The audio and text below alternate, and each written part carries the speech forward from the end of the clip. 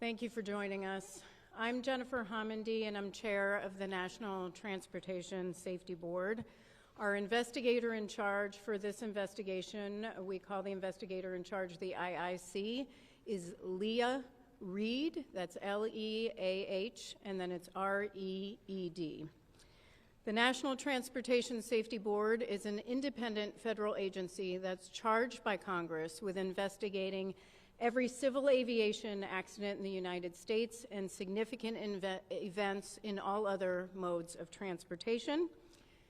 As you know, we're here to investigate yesterday's crash of a Bell 206L4 helicopter into the Hudson River near Jersey City, New Jersey. The helicopter departed the downtown Manhattan Wall Street heliport in New York at about 14:50 for an air tour flight. The helicopter is owned by Meridian Helicopters, LLC, which is based in Broussard, Louisiana, and operated by New York Helicopter Charter, Inc.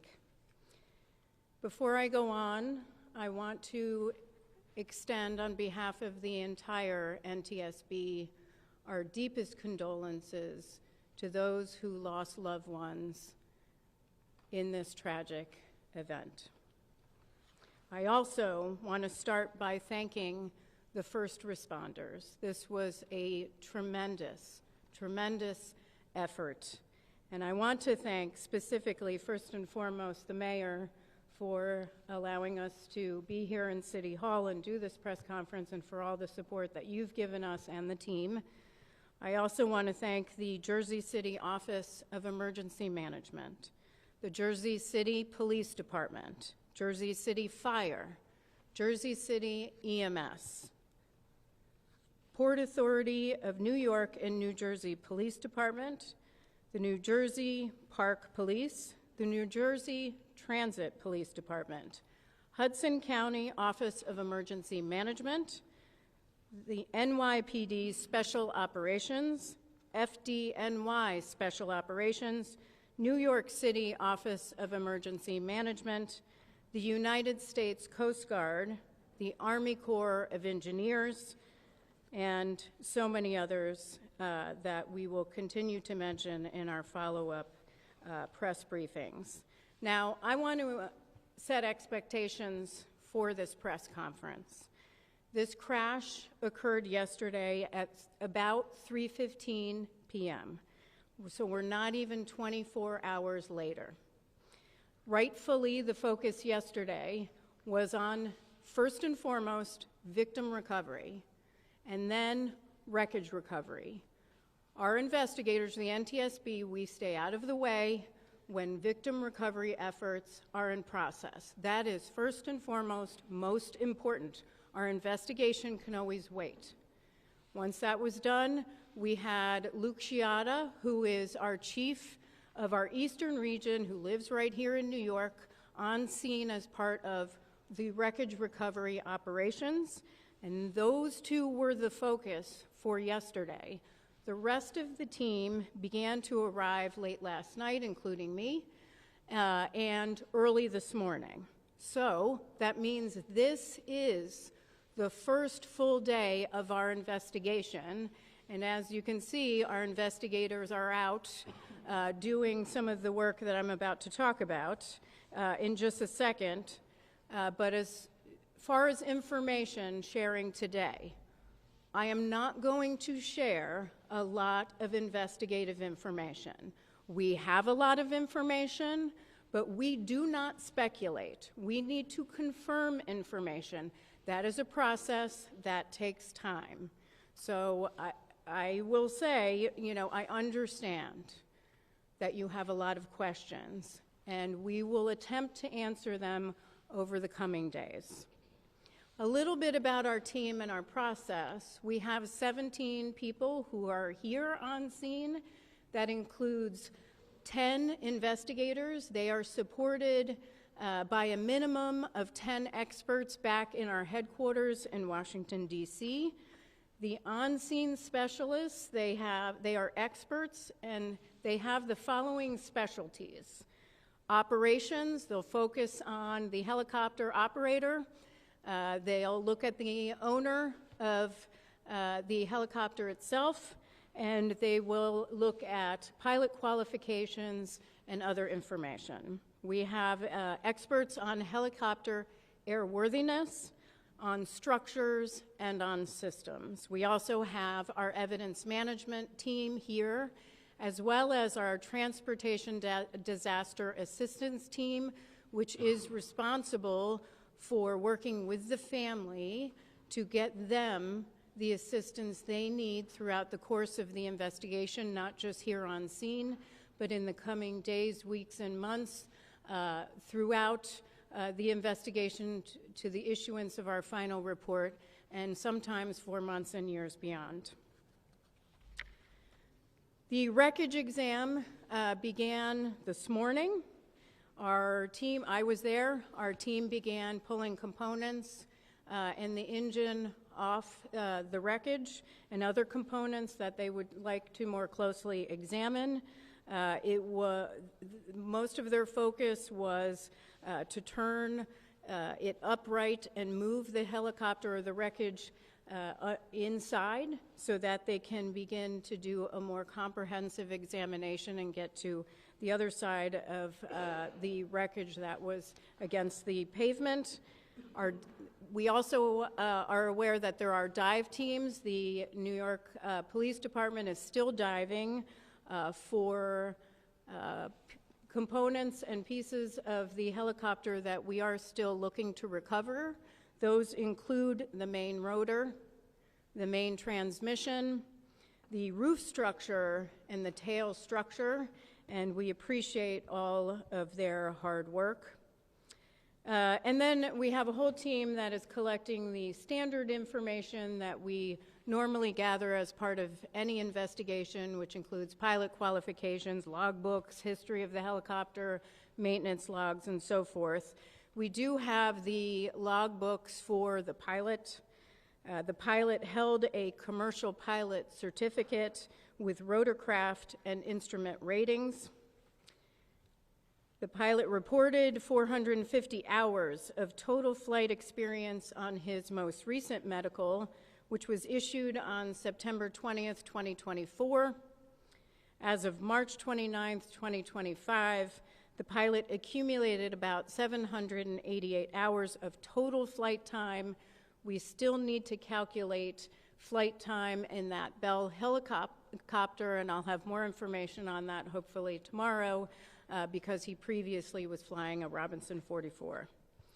Now, what we are hoping is that we are able to get the public to send us any photos or video you may have, or if you want to contact us because you believe that you have information that could be pertinent to our investigation, please reach out to us, provide that information to us. We will get in contact with you at the following email address: witness@ntsb.gov. That's witness@ntsb.gov. Now, I will take some questions. Again, a reminder, I know there will be questions for very detailed investigative information. I am happy to talk about the team, their qualifications, the process. I am not going to speculate on investigative information. We are very factual, and we will provide that in due course. So I will call on you. Please state your name, your affiliation for me. Sure. It's Matthew Chase of Newsday. To the extent you're able to share this, is there a preliminary cause? I realize you gave that early talk, but is there a cause preliminarily that you can share with us? The question is there a preliminary cause? We do not have a preliminary cause. That takes time. As I stated, our team focused on helicopter airworthiness and structures and systems is at the facility with the wreckage, doing the wreckage exam. That takes time. Of course, it takes time to also gather information, records that we need to comb through, so we do not have that at this time. And just to mention, as regarding cause, We will not speculate on cause ever, but we will not be determining any sort of preliminary or probable cause at the scene of an accident.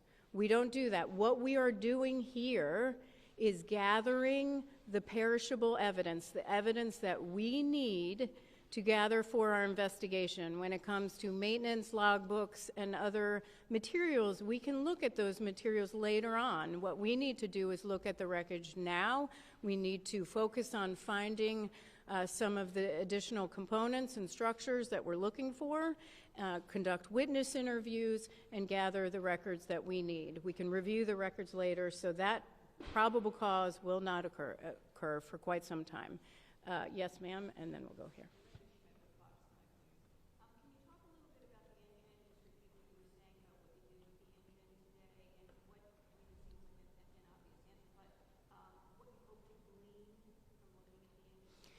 So the question was what we were doing with the engine. Nothing that we would not normally do as part of our standard investigation, where we would have wreckage and we'd start separating some of the components that we always look at. That's standard in our investigation. Of course, we'll have a team that always looks at engines or power plants to evaluate them as in standard course of our investigation. So nothing in particular.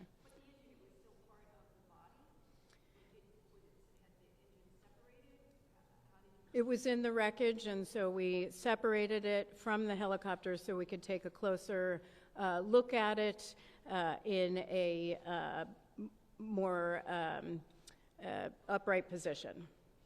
Yes, sir.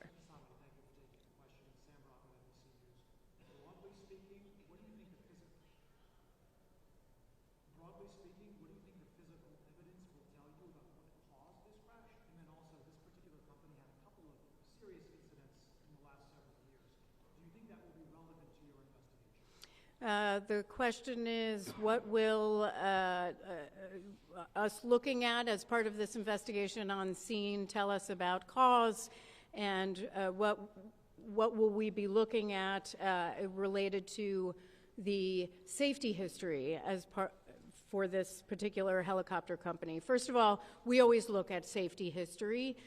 That's a standard part of all of our investigations, so we'll collect that.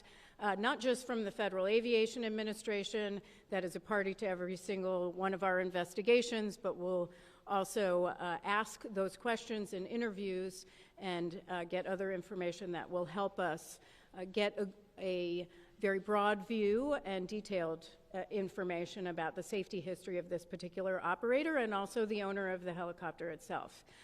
With respect to what will it tell us on scene about our investigation, the evidence right now, everything is on the table. We don't rule anything out. We take a very detailed and comprehensive view, and it's way too early in the investigation. It will be too early on scene. That's much later in the investigation. Yes, ma'am.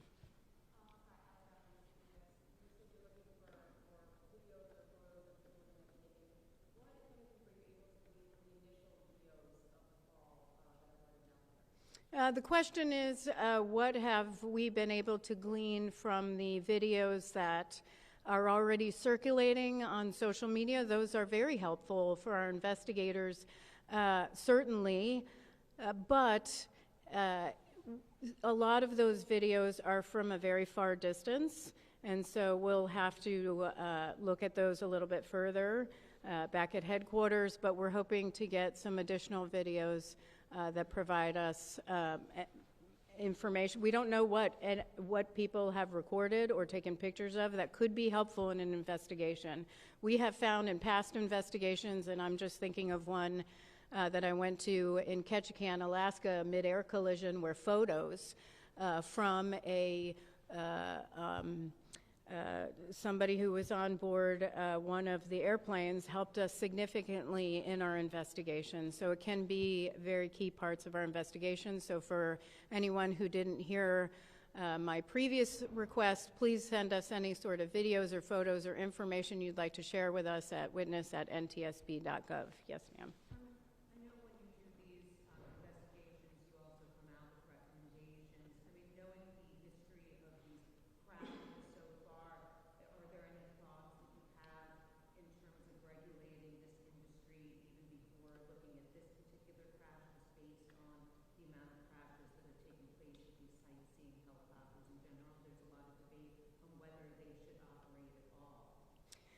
So the question is, do we have any sort of concerns or have we issued any sort of safety recommendations in the past about these type of air tour operations?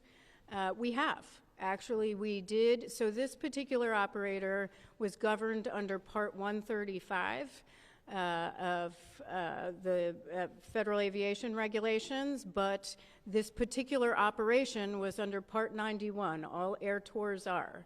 We have issued an entire report on Part 91 operations with respect to revenue passengers. We believe in one level of safety strongly, and that may not look like regulation for a major commercial airline, but we do believe that they should be regulated. We have issued recommendations in the past on recorders, crash-resistant recorders. We've issued numerous recommendations on safety management systems, on particular regulations for Part 91. It's too early to say what we would recommend as part of this investigation. However, this is a concern that we've raised for a number of years. Certainly we raised this after the Fly Nyan crash, and in a specific report that we have online at ntsb.gov focused on Part 91 revenue passenger operations. And so I would direct you actually to that report. It was very comprehensive about our recommendations, specifically about air tour operators. And if you can't find that, our media relations team can help provide that information, because we did issue a set of recommendations to improve safety in this area. That will be part of, the question is, was this operator complying with those recommendations? Those are recommendations, not regulations, but we would have to look at that, and that will be standard in this investigation. So thank you very much, sir. And then I'm going to go over here. Have we recovered the rotor? We are looking for the main rotor and the tail rotor right now.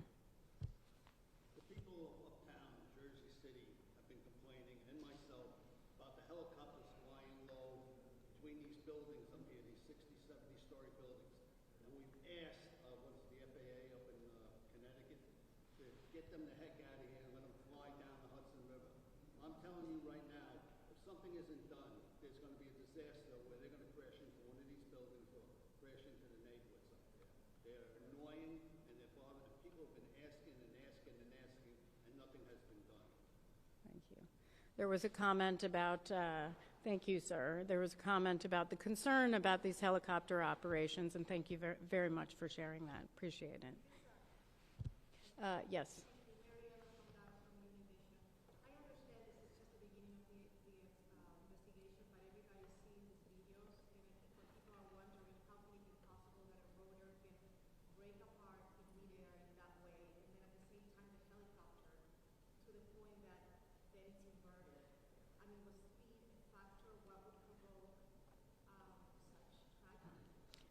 The question is, what would result, how did this essentially how did this tragedy happen where a helicopter would break apart in the air?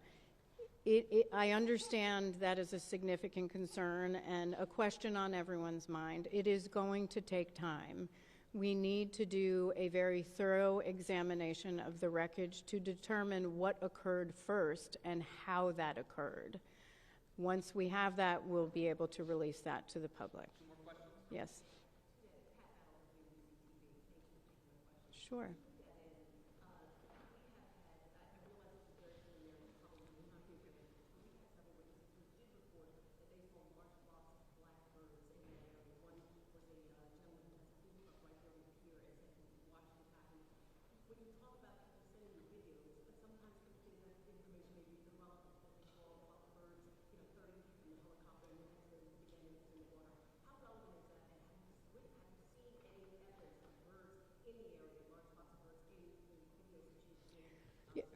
Yeah, great question, because I think sometimes people are reluctant to really reach out to us because they may not think something is relevant to our investigation. So the question was on reports of a large flock of birds in the area shortly before the crash. We are aware of those reports. We discussed it this morning. It's something we will be looking into. What I will say to the public, if something struck you as different, or maybe you paused, or it crossed your mind that maybe it's something you would like to share with our investigators, there's no downside, please, in sharing that information with us. You can be very helpful in providing that investigative information to the NTSB. So again, witness@ntsb.gov.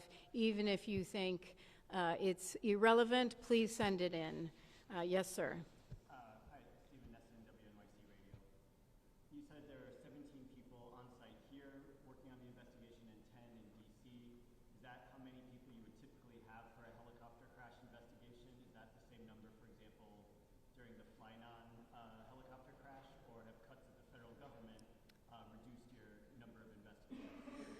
So the question is, the 17 investigators here and 10 who are supporting back home, but the 17 personnel here, 10 of which are investigators, is that typical for an investigation like this? How would it compare to Fly-Nyon, and would it be less as a result of any sort of cuts to the agency? First of all, let me address the agency. We have not experienced any personnel losses other than typical retirements in our agency. Our agency has been provided with, by the administration, thank you, an exemption from the deferred resignation program. We got a hiring exemption for several investigative positions within each of our transportation modes, so we can bring our numbers up to help us in our investigation, and that is critical. So we have not suffered in any way. With respect to comparison on Fly-Nyon, I don't know how many investigators were here on Fly-Nyon. Certainly our media team can provide that to you. It really isn't, what I will say for our investigations is when an accident occurs, we look at what might be areas we want to look into. How many people can we send based on the rest of our workload? And because we have a pretty heavy workload right now, and that is the decision making that goes into what expertise do we need and who do we want to send. That is what feeds into that, so it might vary depending on the investigation. Okay, that is the end of questions today. What I will ask is that you monitor X, which is NTSB_newsroom, and also NTSB.gov, which is our website, which will have updates on future press conferences. Thank you so much for your time.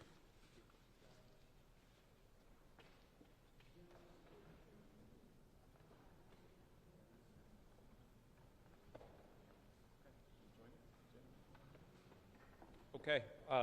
If there's any questions to our emergency management or director of the police, we could answer those as well. If not, we'll close it out and say thank you for coming. Was there a black box? I know this may be an NTSB question, but do you know if there was a black box? Want to speak to that, Greg? Black box question. At this point, we have been advised that it was recovered. That's part of the dive operations that's currently on the way. They are. Is a black box? I don't know, but if there is, that's part of the dive operations. It's currently on the way. The NYPD scuba. Louder. Yeah, the NYPD scuba team, as indicated by the chair, has been assisting us since the last evening. They're doing a comprehensive search of the crash area. If in fact that item is recovered, that'll be turned over as part of the evidence. You don't know if I don't know if this, right. But is it possible that this model does not have a black box? I have no idea. That would have to be directed to. Yes, Pat.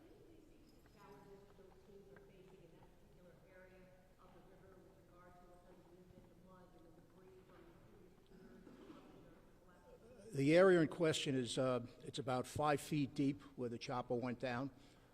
It's a very rocky substance on the bottom there. So there was challenges for the scuba people to get in there. Even to this day, we were doing recovery on the pier line and the shoreline where getting a boat in that close was tough. So it was a lot of the stuff our emergency service people, people from my office were out there physically walking the shoreline recovering items. You said 5 feet deep? 5 feet deep, roughly. Yes.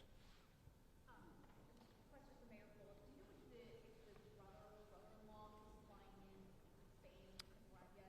I believe they said it was an hour and a half from now until he arrives. Is that what they said? Yes, all He was, he was flying in this morning, and then they said an hour and a half from. He'll be arriving about. Yeah, in about an hour from now, he'll be arriving. So the question for the gentleman from emergency management, how big is the debris field? Yesterday we saw boats spread out quite far. There was debris found, as far north as Hoboken Terminal. How large of an area are your divers, NYPD divers, having a search? Well, that's the discretion of the Coast Guard. Obviously, they've been establishing where the dives are currently operating. The one location that they're looking at, they've discovered some information based on sonar and things like that. It's approximately 75 feet deep, so it's a pretty wide area right now. Primarily, we're in the area of the crash site and then working outward. But as the dive teams discover items that doesn't appear normal, they're marking them, and then based on the currents and things like that, they'll be back to continue their dives in that area. Can I get clarification on something? I just want to make sure I heard this right. So where the body of the chopper went into the water, that's 5 feet deep right there? Approximately 5 feet deep. Okay, because there's that video of the blade whirling around, and that went into the water significantly further. Yeah, that's the area the water's approximately 75 deep, 75 foot. They have found some items on the floor based on sonar and things like that that are not normal appearances, and that's why they're continuing to mark that. Hudson River is a very, very tough place to dive.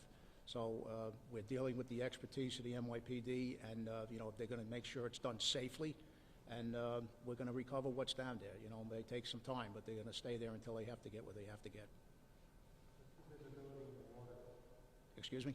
Visibility in the water. Very, very murky. I mean, I was there last night when they were physically removing the victims. You literally can't see a hand in front of you, but they did a phenomenal job. Okay. Forgive this ignorant question, but 75 feet deep from where? From the shoreline. Greg Kears. Greg Kears, K-I-E-R-C-E. And that's not a radius, that's Straight out. straight out. Yeah. Anything else? Yeah. Mayor, can you specify as best as possible the Jersey, whatever location on the Jersey City side the crash occurred closest to? You want to answer that, Craig, as well? You must stay with that as well. If you're familiar with the Port Authority vents down by foot of 6th Street, roughly, it's adjacent right to the Port Authority vent. It's adjacent right to the Port Authority pier where it houses the vents for the Howland Tunnel. Yes. Gary, you posted a little bit about it on social media, but can you just tell us what you know so far about the family? I'm sorry? For the mayor, can you tell us what you know so far about the family? They told us, I touched on the fact that they were here for a birthday trip for the mom. Her birthday is actually, I understand, in June, but it was a trip that they were doing now. It was one of the child's birthdays today. He was here for a business trip, arriving on Sunday, touring some Siemens entities in Pittsburgh, is what they told us. And then they extended the trip with the family arriving a couple days ago for the birthday portion of the trip. Birthday today or yesterday? They said his birthday, or one of the child's birthday, was today, is what they said. Yeah. Excuse me? I don't know. Yeah? Just a quick question about birds. Forgive me, I'm not familiar with the birds in this area. Is it a typical problem that there are birds that could possibly, interact with flight? There were 3 working theories. There was the birds discussion, there was drone discussion, and mechanical failure discussion. And we'll see where it goes. And again, I don't want to hypothesize, but I think as time goes on, we'll leave it at that. What are your thoughts on the regulation issue? I think that you need more regulation there, and we need the FAA to restrict the tourism on the helicopter. It's a very crowded space, and those of you that aren't familiar with it, you only could go so high because you can't interfere with Newark, LaGuardia, and JFK on the commercial airlines. So you have all of the news outlets, you have the transportation, you have the tourism, all in a very, very tight space that can't go above a certain elevation. So it is very congested, and it's a very, very congested space on the ground. So it's dangerous, and as he said, you know, had it been 50 feet more towards the shoreline, it would have landed on a walkway that is highly trafficked and not far from a playground over there close to Newport, and it's another 100 feet. It could have been in the middle of Newport Parkway. So it's a very dangerous situation. You want them bad? Yeah, I think that you need to be practical about it. Post 9/11, there was restrictions, and it seemed like it worked okay. And then over time, we've brought back those restrictions and more traffic. That helicopter did multiple tours that day already. They are very busy operators, and that probably is going to lead to questions around maintenance and all of those sort of things. And by the time it's resolved, the world will stop watching this, unfortunately, because it takes the NTSB a lot of time to get to a resolution. But there's going to be a lot of questions on how those tourist operators work, and I think there's reason to be concerned over it. Hi, Mayor. Justin for the New York Post. The pilot has been ID'd as a Yeah. Navy SEAL vet, and I was just wondering if you've been in contact with his family. They told us I have not, he's been in contact. The mother's in Utah, and yeah, he's a veteran and African-American male, 36 years old? Yes, 36 years old. Yeah. For clarification purposes, Mr. Mayor, for your edition, we understand there were 3 children. Can you clarify the ages? Do you have the exact ages? Kim, when we're done, Kim will give you the exact ages. Kim will come up at the end and give you the exact ages. She'll give you that information. She'll give you that. Anything else before we wrap it up? Yes. Was running out of fuel a factor in this No. crash? Would that be? I mean, look, you have these operators saying a lot of different things. I think a reasonable person would come to the conclusion that if you're a pilot and you're going on a trip, you would recognize whether you have fuel or you don't have fuel in that. That helicopter was used on multiple trips earlier in that day. So I would likely rule that out. You know, I'm going to go with the hypothesis that that's probably not going to end up being the outcome on this. Have you worked with the family in Spain? We spoke today to the executives. I did to the executives at Siemens, and they flew out last night. And the one that flew out actually has a close family relationship with the deceased. They would vacation together, so there's familiarity there. He was facilitating conversations with the consulate in order to facilitate the release of the bodies to bring them back to Spain. And then, as we said earlier, family members should be arriving in an hour or so. You said the brother-in-law. Kim will give you the pilot's name and the ages. Brother-in-law, you said? Yeah, I believe it was the wife's brother. Yeah, Another question for your emergency management folks. Greg. Items that the divers are looking for, does that aircraft have a black box? Are you looking for that? Whatever items, as I say, I'm not familiar with whether there's a black box or not on that type of an aircraft. What they are looking for now in particular was the transmission, the rotors, and other associated items associated with the actual engine and things like that. When the chopper was taken up, it was very, very seriously damaged. So as the NTSB chair had said, it was delivered to the Army Corps of Engineers via boat. And this morning they were over there first thing doing their first portion of the investigation. But as I mentioned, there were some items that were found on the sonar that is a matter of interest, so they are continuing to do their dives. Weather permitting, of course, you know, it's a tough, very choppy out there today, but they're the best at what they do.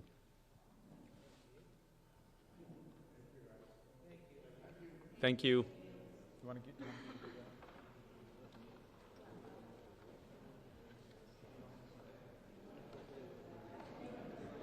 Okay, if everybody's ready, I can give the names.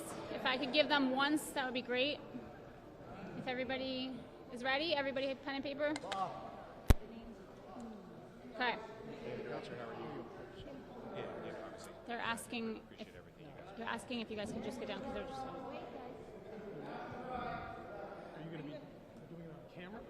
Doesn't matter. They're asking you to, they're yelling at you. She's not saying anything that's for the camera, she's just giving a name. I'll wait till you're ready. Okay. I will give names and spellings, and I'll do it twice. I'll go back over. Please forgive the pronunciation. Augustine Escobar Canadas. That's Agustin Escobar Canadas,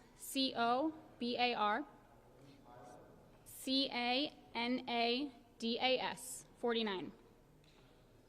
That's the father. Mercy Camp Ruby Montal, MERCE CAMPRUBI MONTAL, 39. That's one word? That's 3 names. Mercedes Escobar Camp Ruby, MERCEDES ESCOBAR CAMPRUBI, 9. Her date of birth was April 11th, 2016. Shawnkeese Johnson was the pilot, 36. SEANKESE Johnson, spelled normally, JOHNSON. And he's 36. 36.